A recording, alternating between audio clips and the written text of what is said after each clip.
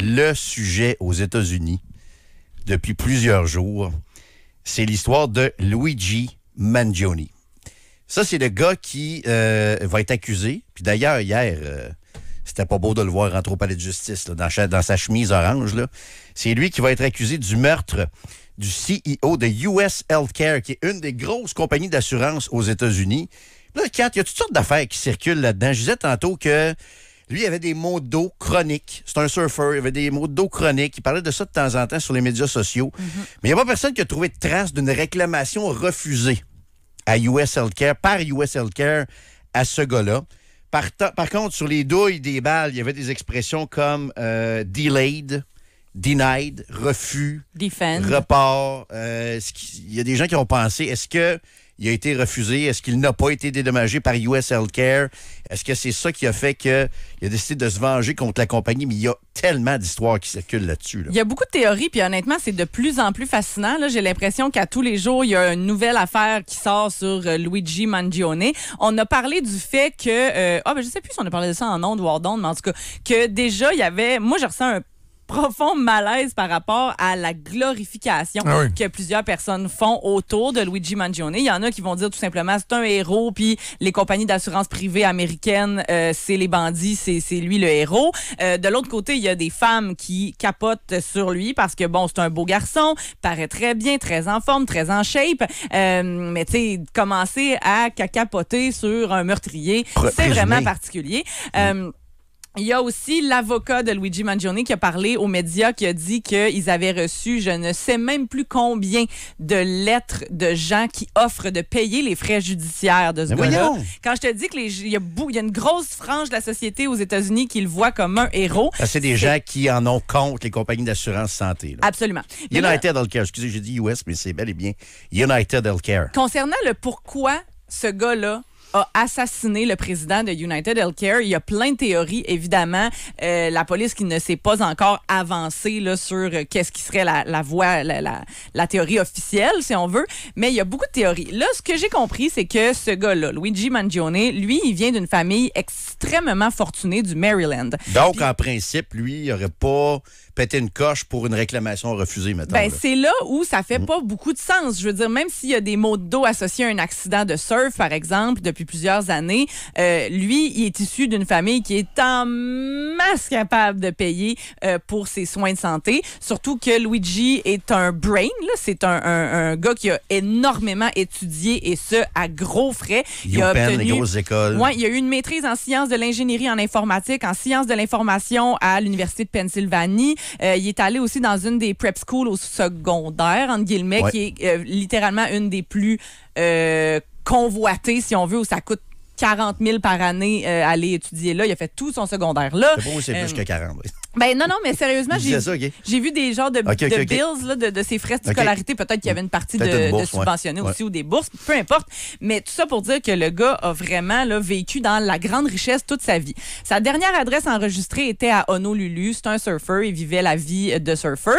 Mais avant ça, quand on fait son entre guillemets...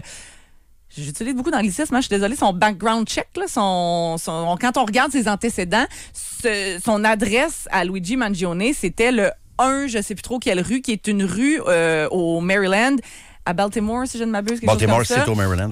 Qui est une espèce de rue privée là, où il y a juste la famille Mangione qui habite. Là, on parle des manoirs. Genre de rue des Braves, là, mais à Baltimore. On parle de des gens qui ont énormément d'argent, puis on voit qu'il habitait avec sa famille aussi et tout ça. Fait que là, les gens ont commencé à creuser. Puis ce qu'on comprend, c'est que la famille Mangione sont propriétaires d'une chaîne de résidences pour personnes âgées au Maryland. Ça, c'est payant. En passant, je vous lis les textos. Là. Je savais qu'on allait recevoir ces textos-là. On y revient dans quelques secondes. Continue l'histoire. Parfait. Donc, la famille Mangione, c'est-à-dire les parents de Luigi, du tireur, c'est mon oncle, c'est ma tante, etc., sont tous dans les résidences pour personnes âgées. Et de ce qu'on a compris, et là encore là, comme je vous dis, ce ne sont que des enquêteurs du web, là, si on veut, là, qui sont allés de l'avant avec ça, mais honnêtement, c'est très, très, très, très, très bien fait comme recherche. On a découvert que la grande majorité des résidents qui habitent les résidences de la famille Mangione sont couverts par United Healthcare. Donc, c'est-à-dire que la famille, probablement... En fait, c'est que ces résidents-là sont peut-être maltraités, payent leurs soins, payent des primes à United Healthcare. Exactement. Après ça, ce qu'on a découvert, c'est que la chaîne de résidence de la famille Mangione était assez mal cotée dans les dernières années au niveau des soins donnés aux résidents. Ils sont en dessous de la moyenne sur plusieurs... Écoute, là, honnêtement, je connais pas du tout le processus d'évaluation des résidences américains, là, mais sur plusieurs sites web d'inspection et tout ça, ils ont eu beaucoup de blâmes dans les dernières années sur les soins donnés. Ils ont eu beaucoup de mauvaises critiques aussi avant que cet incident-là arrive.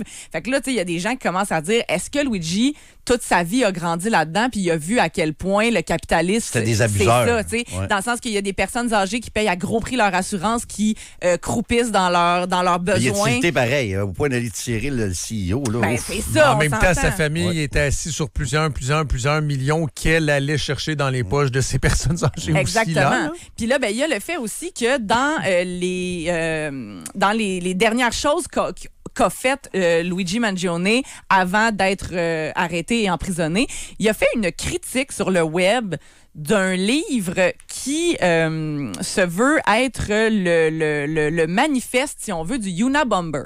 Vous rappelez-vous de l'histoire du Unabomber? C'est ce mathématicien qui est devenu un terroriste, là, je pense qu'on peut le dire de même. Une anti-technologie. Qui a envoyé près d'une quinzaine de bombes dans des universités, dans des commerces, dans des résidences et tout ça. Puis lui, c'était comme un peu pour dénoncer le capitalisme et tout ça. Là. Puis, dans les jours avant le meurtre, Mangione a fait une critique positive de ce livre-là sur un site web de critique littéraire. Mais une longue critique dans laquelle non seulement il vantait le livre, mais il vantait les idées du Unabomber. Se plaçait là, vraiment assez fermement contre le capitalisme, contre le mode de vie américain et tout ça. Fait que là, on commence à penser qu'il y en avait peut-être vraiment plus contre le système en général que pour régler un problème personnel, là, si on veut. Ouais, c'est ça. Mais quelle histoire! Puis là, je lis vos textos. Vous avez raison dans bien des cas. Hein. Alex nous écrit au 25 de 26, il dit « C'est pas un héros, mais c'est un signe assez fort de comment le système de santé privé aux États-Unis est complètement déconnecté et que les gens ne sont plus capables d'endurer. Combien de gens les compagnies d'assurance ont tué, elles, de leur côté? Donc, ça, j'ai l'impression qu'il y a beaucoup d'Américains aussi qui ont ce raisonnement-là. Puis là, on est dans la fameuse théorie de dire, si la cause est bonne, tu as le droit d'être violent. Moi, j'embarque pas pantoute là-dedans. Là. Mais non. Tu peux pas tuer quelqu'un même si ta cause est bonne. Là, d'ailleurs, ça n'a rien à voir, là. Le protagoniste en question, Mangione, a fait des déclarations comme ça sur ses réseaux sociaux un peu avant le meurtre où il disait faire la différence entre l'utilitarisme et la vertu. Puis il disait, tu sais, quand ta motivation est bonne et donne des résultats positifs, ça annule un peu le geste qui a été posé. Oui, il y a beaucoup de choses pour alimenter les petits détectives du web. Autre texto. Jérôme vante ce système sans arrêt. Mettons que je ne voudrais pas m'inspirer de quoi que ce soit du système de santé américaine. Savez-vous quoi? Les Américains refusent aussi systématiquement de s'inspirer du nôtre. Démocratiquement parlant, il y a eu un paquet de tentatives de réforme. Obama a essayé. Obama qui avait quand même une bonne légitimité. Si vous voulez pas vous inspirer du système américain, dites-vous que les États-Unis veulent encore moins s'inspirer du nôtre. Ça, c'est clair. Ils l'ont exprimé à de multiples reprises, qu'ils voulaient absolument rien savoir d'un système qui ressemblait au système canadien et au système, eux autres, c'est surtout le système canadien qui regarde, mais au système québécois. Ça, c'est clair. T'sais. Puis moi, je suis pas en train de dire que le système est parfait aux États-Unis, là. Mais ce que je sais, c'est que le nôtre est très imparfait aussi, là. C'est sûr que ça coûte cher une assurance médicale privée aux États-Unis. Mais pensez à combien vous payez pour la santé annuellement sur vos impôts. 60 milliards annuellement, OK? Donc, il y a plus de la moitié des impôts que vous payez qui servent au système de santé. Vous direz que nous autres, c'est pas le méchant United Healthcare qui nous charge beaucoup d'argent, c'est le gouvernement. C'est le gouvernement qui nous charge individuellement, pour ceux qui travaillent, des dizaines de milliers de dollars par année pour un système de santé auquel on n'a pas accès. Tu sais, ça me fait un peu rire quand je dis ça, on ne veut pas s'inspirer des Américains, alors que les Américains eux-mêmes, la dernière chose qu'ils veulent, c'est d'avoir un système comme le nôtre. Mais tu sais, au-delà de l'analyse ou de la suranalyse de comparer les deux systèmes à partir d'un événement comme celui-là, moi, je retiens deux choses. C'est que à quel point il faut que tu sois fucké malade pour aller tuer à bout portant qu'un silencieux avec une arme faite par impression 3D, le président d'une compagnie d'assurance, peu importe comment on essaie de l'expliquer, si tu Non, mais les lui, finances de la famille. C'était très théâtral aussi, là, en ayant gravé des mots sur les dos. Il avait rempli un sac à dos d'argent Monopoly aussi. Sac à dos qu'il a laissé traîner à Central Park en sachant que les autorités allaient le retrouver. Il essaie de passer des messages. C'est très V for Vendetta. Exact, là, un peu, mais c'est pas lui qui a tilté qui est important. C'est la réaction de ceux qui l'appuient. C'est ça qui est intéressant et fascinant dans cette affaire-là. Parce qu'il y a même des gens qui en veulent au gars du McDo à New York qui l'a dénoncé. Oui. Que lui ait tilté, c'est une chose, c'est un cas isolé, ça n'arrive pas. Mais le fait qu'il y a des Américains en très, très grand nombre qui l'appuient, qui sont contents, qui ramassent de l'argent pour sa défense et qu'on en veuille au gars du McDo qui l'a dénoncé, c'est ça qui est fascinant. C'est ça qui en dit long sur la frustration de plusieurs Américains sur le système de santé aux États-Unis. Puis d'ailleurs, j'écoutais son avocat. Il était avec Caitlin Collins hier soir à CNN. Pour ajouter une couche, là, lui, il dit qu'il n'y a rien qui prouve que c'est son client qui est le tireur. Bon. Pour ajouter une couche à ça, là, lui, il nie que c'est...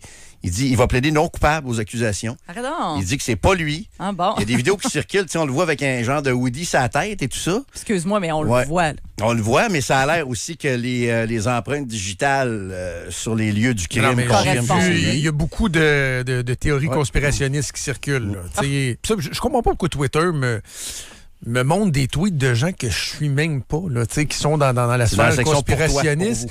Mais j'ai vu ce matin des gens qui analysaient les sourcils et que semble-t-il que le sourcil ressemble plus à son cousin. Il y a avec une photo de son cousin. Puis là, c'était très, très louche. Puis qu'est-ce qui prouve que c'est lui? Écoutez, il sera jugé devant la justice, là. Mais tu sais, on est dans une situation où on peut dire que tout semble indiquer que, mettons, en passant une petite parenthèse, tu te demandes pourquoi tu te fais passer ces tweets-là. Ça, c'est Elon Musk. C'est la signature d'Elon Musk qui veut que tu sois exposé. D'ailleurs, juste ses tweets à lui. Ben, je suis plus capable. Je t'avais de le masquer. À chaque fois que j'ouvre mon Twitter, c'est Elon Musk. Très, très, très narcissique, d'ailleurs. Très narcissique. Puis la stratégie Musk, c'est ça. C'est que si vous êtes un petit peu plus de... Moi, je me considère de centre-droite. Joe est pas mal centre aussi, puis tout ça. Mais c'est qu'ils veulent nous exposer à des théories plus d'extrême droite, des théories conspirationnistes. C'est ça qui fait la fierté actuellement des MAGA et de l'empire de Elon Musk. C'est que, remarque, c'est facile à changer. Là, tu t'en vas dans compte suivi au lieu de pour vous. Là. C'est assez facile, mais ça, c'est la stratégie d'Elon Musk.